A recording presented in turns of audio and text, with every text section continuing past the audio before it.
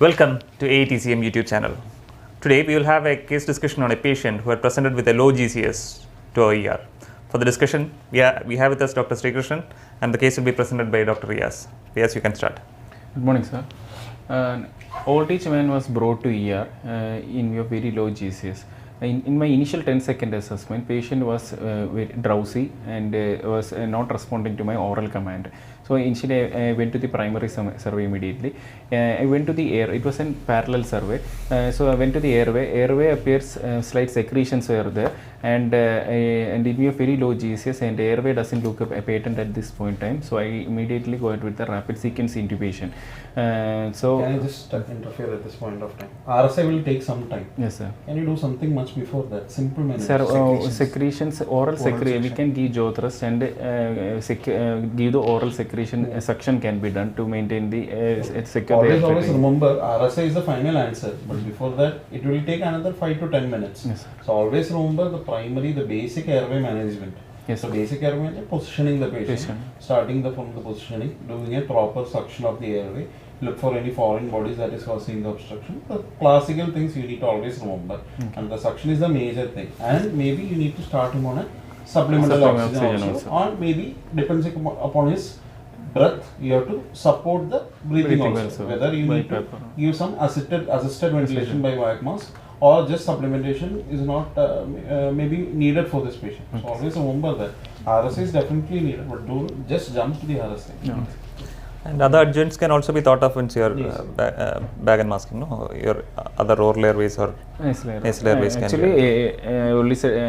we actually did everything, sir. Actually, it was a parallel survey. Even though we were planning for rapid sequence intubation, during that time, actually we did the oral section. We even placed the nasal airway and started him an O2, because when to the breathing part we came, it was air entry was actually present bilateral equal, but respiratory rate was pretty low, sir. It was hardly 12 breaths per minute. So it was we actually supported the patient with immediately securing a nasal airway. We did the suction, and we even did an ambu. We started supporting the airway with assisted ventilation has been started. By the time, so with the rapid sequence intubation, everything was getting ready.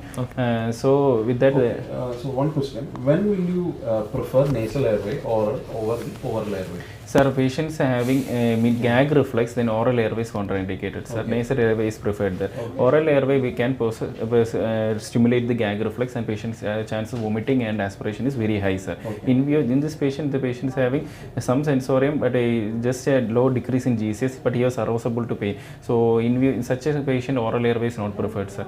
So in this patient, nasal airway is secure. How will you select the size? Size, we have to measure the angle from the nasal angle of the nase till the angle of the jaw has to be measured, and we mandible left angle of the mandible. Angle of mandible, that will be the size that you need to select. And how will you insert it?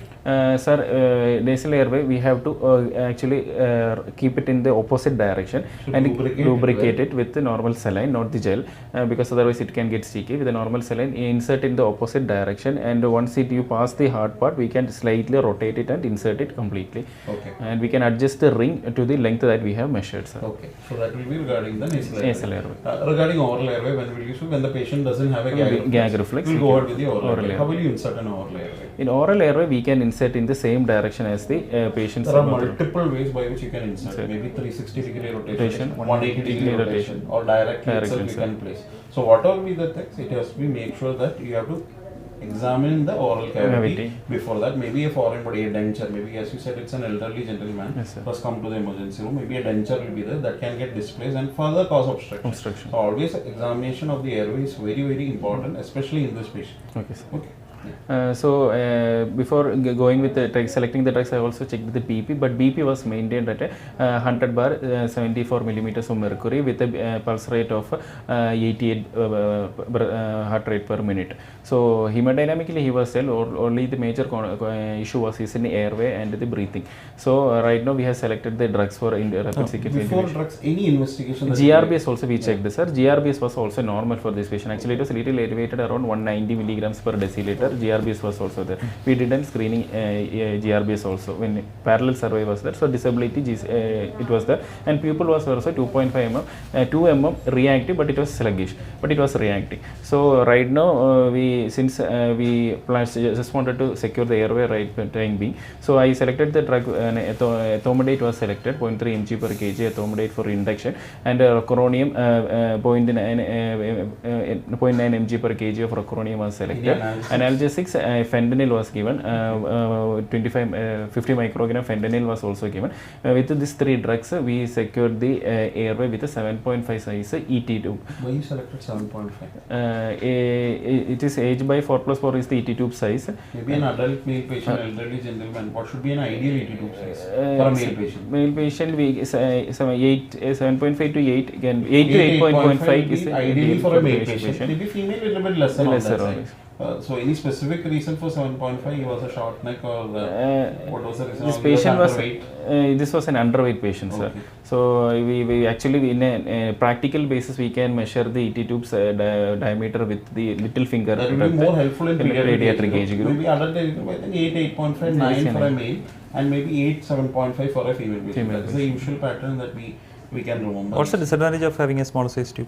Chance of microaspiration one is there. Even though some other, if any procedures like bronchoscopy or anything is required, at least a minimum of 8 size ET tube is required, sir, for any scope to go inside. Can we put an LMA for this patient? Question is, why you want to secure a definitive airway? Why not an LMA?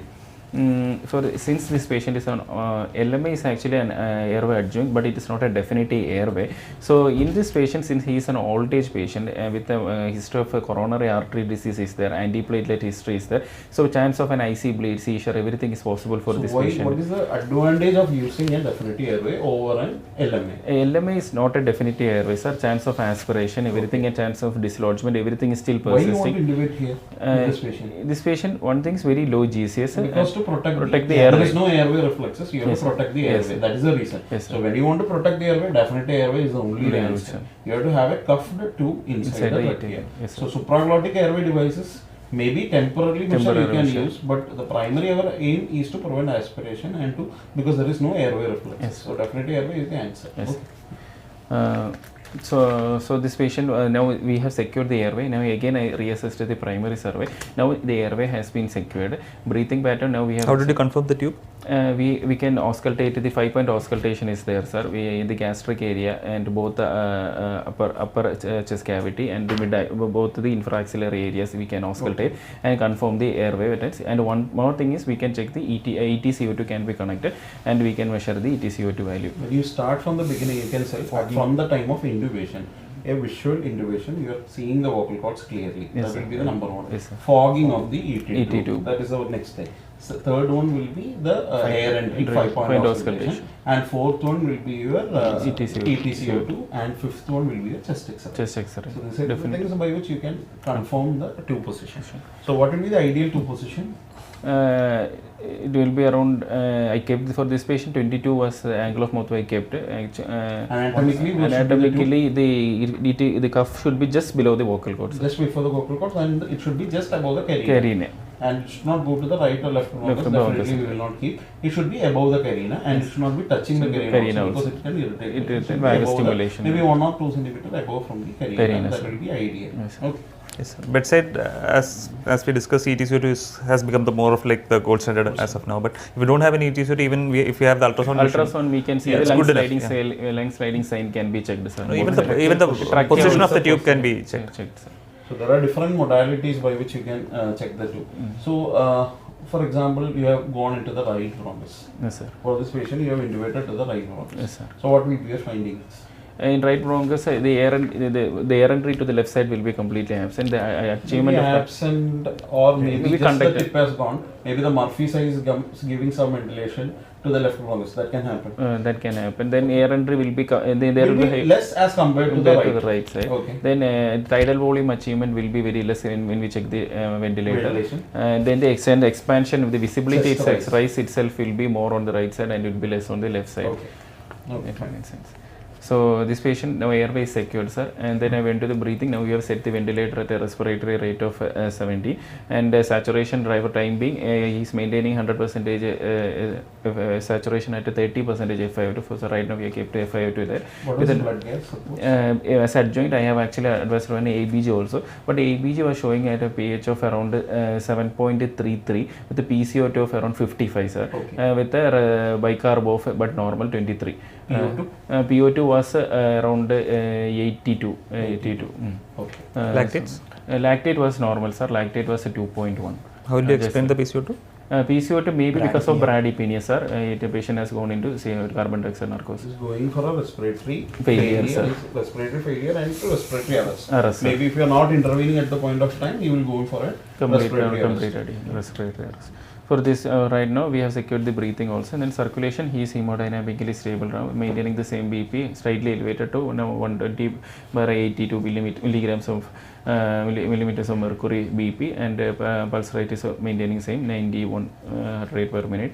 Then disability, GCS now even E1 VTM1, pupils are now again 2 mm bilaterally reacting, and the GRBS we have already checked, it was normal, it was above normal, and temperature wise also we checked it, he was having normothermia, that is some degrees Celsius, temperature was also fine. And adjoining, if this patient is having a hypothermia, okay, so what will be your differential? Quickly, what will hypothyroidism is the major thing. Mixed edema coma. We have to roll out. Coming with an altered sensorium with hypothermia, that will be the one clue. Yes. Anything else that Osborne wave will be there in the ECG. Will be seen in the ECG. So that is the one thing. Yes, okay. So these things we can, but right now the patient is having normal thermia, sir. So as an adjoint, now already we have done the ABG, we have already done the GRBs. Now I actually wanted to do an CT brain to rule out any intracranial bleed is not there. So primarily you have a patient who has come to the emergency room with a low sensorium, where you didn't find any focalizing lesions or any focal neurological deficit. You initially didn't get any cause for the same. Yes. So we have secured the airway. Yes, sir. Now he is stable enough for further evaluation. So that is the thing. So what are your differential at this point of time? Sir, one is first for this patient I will first think of an episode of IC bleed or intracranial pathology, or an post-ictal state patient is in a seizure, but ABG is not so suggestive, or any toxicity. Other than that, then mixed edema coma is one DD that we would think of. What are the things against an IC bleed? One is there is BP is pretty normal for this patient, sir, and pupils are equally reacting for this patient. Only issue is that lateralizing signs was also not there. No lateralizing signs, sir. Only is that bradypnea. Subarachnoid hemorrhage. Will you get a lateralizing sign? SH we don't have to give, sir. Then. But SH with followed by very low G is probably seizure, something might be there, associated will be there, but for this patient it was not there. Okay, so without the history, with the whatever the minimal history that is available, these are the things that we will other thing is then any status, epileptic status, anything, non-convulsive status, epileptic state. But for this patient, when anyway first I planned for a CT brain plane. Any other history? Can you just tell the sample history? So actually I went to the secondary survey also. After stabilizing the patient, we took the sample history. Reassessed, stable, sir. In the sample history, no history of any allergies. Medication history, he is taking medicines for anti-epileptics, dual antiplatelets he is taking. Dual antiplatelets? Antiplatelets, because he is a CABG status post, triple vessel disease, so he is status post CABG patient. So he was on dual antiplatelets, and he was taking OHA, oral hypoglycemic agents are also there, and he was also taking Donamen. It is actually an drugs for momentous everything. No, actually it's for Alzheimer's drugs is there, and then Trapex 2 mg is taken. That is actually lorazepam, sir. Patient is actually a known case of depressive disorder also, and with insomnia for treatment they are taking this much drugs. You told anti-epileptics also. Anti-epileptic is not there, sir. Antiplatelets. Okay. Antiplatelets, dual antiplatelets, sir. Dual antiplatelets. So basically we have some clue now. So this patient is taking some OHs this patient is taking some antiplatelets as well as some benzodiazepine. lorazepam is taking. Okay. So anyway, so this patient we have. So now before CT, you should have done something else also, no? Sir, This patient, you should have collected something. yeah, we samples. Already we have taken the samples for routine blood investigation. We have kept the extra samples also, and urine was also collected. Any aspirate you need to do? Aspirate, actually we should collect the sample for aspirate, but right now we have secured the airway. But patient's last known ingestion and seen in full GCS was yesterday night, sir. So even if it is suspecting in toxicology, we don't know exact time of ingestion. Anyway, we have already while putting RT2, we did the suction, but we didn't get any gastric contents were not. We didn't get any gastric contents for time being. So we can take the blood and urine for time being, being. and maybe we can depend upon that. So that was like. So we have maybe in hypoglycemia, he had a hypoglycemic episode, and later on it got corrected. Can he present just like this? Possible, sir, but one issue is that hypoglycemic episodes usually patient gets reversed with correction of glucose, and patient may be in post-ictal state, posting hypoglycemic seizure. But in this patient, the lactate, there is no, there need not be a patient to have an GTCS. Focal seizure is a possibility. He has directly come to our hospital. Yes, sir. From the home, he has come to us, sir. Maybe the thing is that maybe some correction has been done in between. Maybe he was in possible, hypoglycemic state for a long time. Maybe some correction in between they had given, and the sugars have improved, and he has come to us. So it's we have kept that case patient as a DD also, but at the same time I don't want to rule out any intracranial issues also. So for time being I did a CT brain plane was but CT brain plane was normal. So I have ruled out an emergency, no issues is there. What all things will a CT brain plane rule out from intracranial From pathology? the CT brain, IC bleed is an acute state of an IC bleed can only be ruled out. Only any otherwise in a chronic evolved, in fact something is there, we can detect, sir. If any obstructed hydrocephalus, anything is there, we can detect. Raised ICT, if it is there, we can detect. Any history of fever for this patient? No history of fever, sir. Any other associated symptoms? For yesterday night, thing is that there is a history of decrease in vision for the past 1 week, sir. For this patient is complaining, but the definitive pathology or issue the bystanders doesn't know. But later when we cross-checked, the patient has consulted an ophthalmologist where the patient was found to have subretinal hematoma is there, sir. And patient was advised for some surgery for which the patient was not complained and all. He was actually more of depressed following that event, sir, because of a sudden decrease in vision. There is one factor. Can it be an toxic encephalopathy? That is my question. Toxic encephalopathy. What are the things that is against a toxic encephalopathy? One is no fever. In elderly, we might not get a fever. Maybe I'm telling you he is having a UTI. Maybe a UTI, and he has gone to have some hyponatremia and some maybe a toxic encephalopathy. So one thing I just wanted to tell you that in an elderly gentleman, whenever the patient is presenting like this, and underlying sepsis is always a possibility. We don't know exact history, especially in this patient. There might not be any fever. Maybe markers will not be very much high also. Maybe we need to look for some focus of infection also. That's the only thing that I just wanted to tell. I mean, infection was also considered, but since we have ruled out an emergency electrolytes, then we went for the routine blood investigations were also said. No electrolyte issues were there. Electrolytes were within normal. Blood counts were within normal. Total count CRP was within the normal limit. For time being, since there was no fever spike, nothing was there. We didn't send for the procal or any other sepsis parameters. Anyway, urine routine, including other investigations were there. But everything came to be normal. Even we sent for a thyroid function test, it also came to be normal. Then the bystanders after around 12 hours and he was continued on mechanical ventilation and admitted ICU, and even proceeded with an EEG, rule out and seizure non-convulsive status.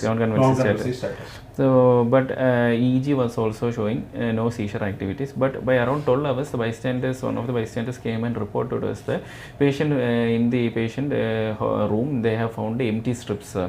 So by the time anyway we have sent for the toxicology. Their name was not clear that, but we cross-checked that. We found that it is mainly the Trapexa 2 mg tablet. that is actually lorazepam, but the number of strips they are not very sure. Anyway, we have sent the patient for sedative panel. Sedative panel report we got, in that the benzodiazepam was found to be positive in urine sample. But since patient was already taking this drug, we didn't intervene that time. Maybe this qualitative positivity maybe because of he was chronically taking this drug. Anyway, then we asked for a quantitative analysis for this patient to quantify any sedative panel is highly elevated. And then after another few hours, actually we got the quantitative level. In that it was pretty elevated than the normal therapeutic range. Okay. Then actually we thought of trying,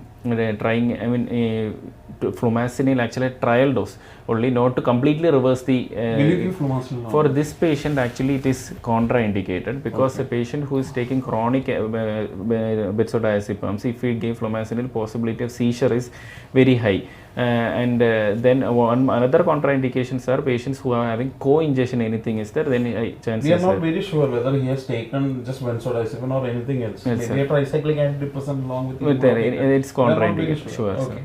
So when will you give flumazenil? Usually flumazenil is given whenever the patient is having an impending respiratory depression. It's a possibility, and we should be knowing that patient is having an isolated acute benzodiazepine poisoning state is required. Okay. For this patient, actually, if patient was chronically ventilated, but with a prolonged over time, actually sensorium was not so improving. Even after around 72 hours, his sensorium was not at all improving, and the EEG was just showing a generalized slowly. Then actually we just gave a small dose, 0.2 mg as a trial to see whether the patient's sensorium was improving, and actually with the 0.2 mg, its sensorium GCS from E1 VT M1 slightly improved to an at least a response to pain. E3 VT M3 gradually increased, but we didn't go for a complete reversal because possibility of seizure is very high. Why this patient, the recovery was slow? One is patient, this patient even it's not a documented CLD. Usually this benzodiazepam metabolism occurs in the liver, sir. Okay. But maybe ultrasound was showing just an altered echo texture, but no surface irregularity was there, and OTPT was also there. Maybe some amount of delayed metabolism of the lorazepam is there. Factor. Age factor maybe. Renal functions? Renal function, creatine is a not a mild CKD is there, sir. Okay. Creatine mildly elevated to 2.1.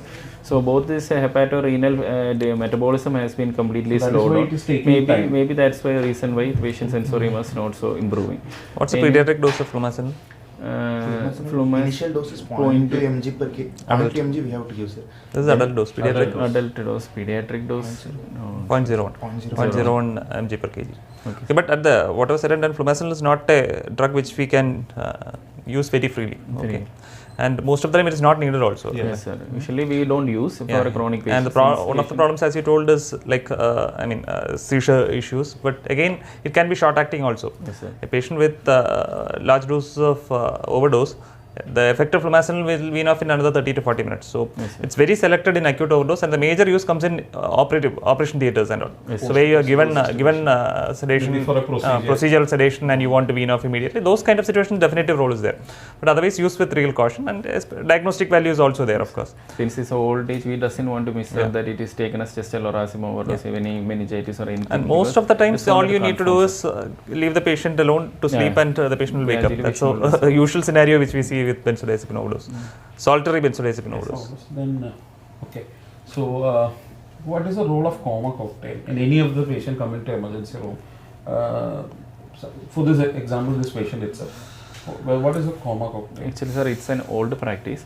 Coma cocktail is any patient coming with a very low GCS or in a condition like coma state, to give a cocktail of 4 main drugs, sir. To start on oxygen, give dextrose, to give thiamine, and give flumazenil. And some people give naloxone, sir, in coma cocktail.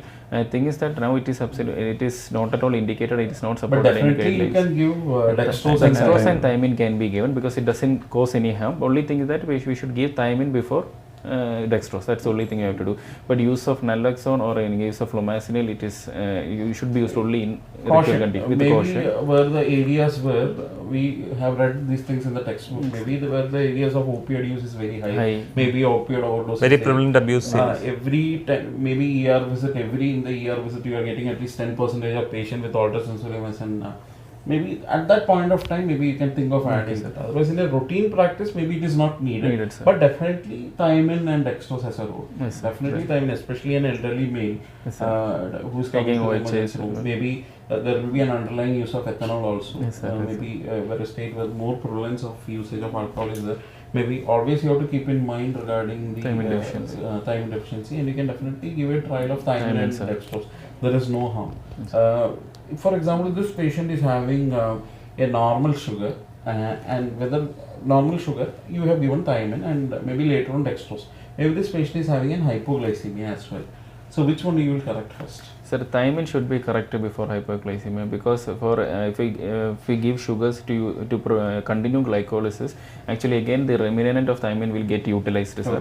If you do not correct thiamine before, chance of getting worsening of acidosis, worsening of thiamine deficiency, Wernicke symptoms, everything possibly it will be. Maybe in borderline cases, maybe you can give thiamine. Thiamine both can be, or else you can give both in together. In which don't miss out thiamine. That is the most important thing. If you give dextrose, give thiamine also. Don't miss out regarding thiamine. Yes, sir. Clinical features wise, how will you differentiate between an opioid overdose and a benzodiazepine overdose? Opioid overdose chance of a pinpoint pupil will be high, and both can produce respiratory depression, sir. The hypotension, bradycardia, both can cause. And the thing is that intestinal bowel sounds will be very much reduced in case of opioid toxicity. And if an injectable, then other than that, anything else, that should be the fine. With the toxidromes, you can just remember, and that will be. If you find any ECG changes with a patient with suspected benzodiazepine overdose, what should be your thought? The key thing is that it will not have any ECG changes, benzodiazepine. So if at all you find something, you should always think about co-ingestion. Co-ingestions, yes. Okay. What ECG changes? For example, I am telling the patient is having a white QRS. TCA poisoning. That is one common combination. What we can see is TCA along with benzodiazepines. So TCA and benzodiazepines. Always keep in mind whenever the patient is coming with overdose, it might not be a single drug. It might be a combination. Maybe they have taken something else also. Maybe something not a drug itself. They could have taken some other poisons. We are not very sure. So we have to definitely look into the proper toxidrome what the patient is presenting with, and maybe all the toxicological analysis, which is very priority, which is done in many of the major centers, has to be practiced. Then only we will get a clear-cut answer. So the key point is that all the patient that is coming with altered sensorium, we need to have a differential in our mind. Maybe it can be a drug overdose. We are not very sure whether this patient is having an overdose or a stroke. Always keep in your mind, it can be a toxicological emergency also. With regards to benzodiazepine itself, always remember there is various categories of benzodiazepine. Short acting, long acting. So those factors you need to weigh in once you're at the point of diagnosis and also management also. And also in toxicological analysis also, usually what is detected is the metabolite. Yes, sir. So once we have a large array of in the group of drugs, make sure that the toxicological diagnosis need not always rule out all benzodiazepines. Okay, so always have a conversation with the toxicology department to what the drug patient is taking and what is being detected. Always have a clear-cut clinical features you have to give to the toxicology team. Then only they will be able to give us a correct answer regarding what is happening. True. Anything else? I think. So what happened to this patient? Eventually, you told that the patient was ventilated. Prolonged ventilation, that's the only issue. But eventually, his sensory gradually improved. We were able to wean him gradually. After that, he was discharged. Otherwise, no issues. He was actually transferred to the psychiatry department for the proper dose adjustments and all. Whether you need to start any antibiotics for this patient, that is the question. Whenever you have a patient admitted to an ICU, whether you need to start any antibiotics. No, since it's an old age patient and if you're considering as an immunocompromised patient, we can go out with a prophylactic antibiotics at a Then lower what will you dosage. start for this?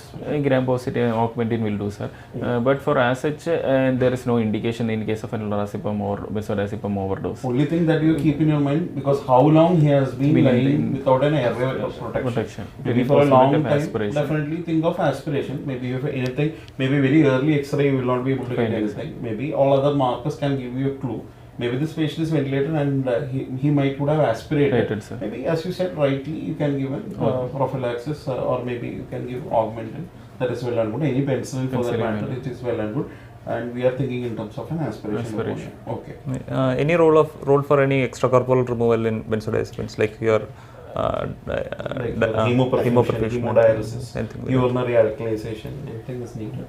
Urinary alkylation and dialysis have no role in Barbiturates it has, but in benzodiazepam, So basically, it's more of protein bound and liver metabolites. we can give activated charcoal, Yeah. but this patient gastric content is already empty and we don't know the time of ingestion. So, So basically, there is no role. Yeah. and later only we found that suspected as a toxin. I think that's it. No? It was a really good presentation. So I believe everybody got an idea about how to manage a benzodiazepine overdose and the general management of such cases. Thank you.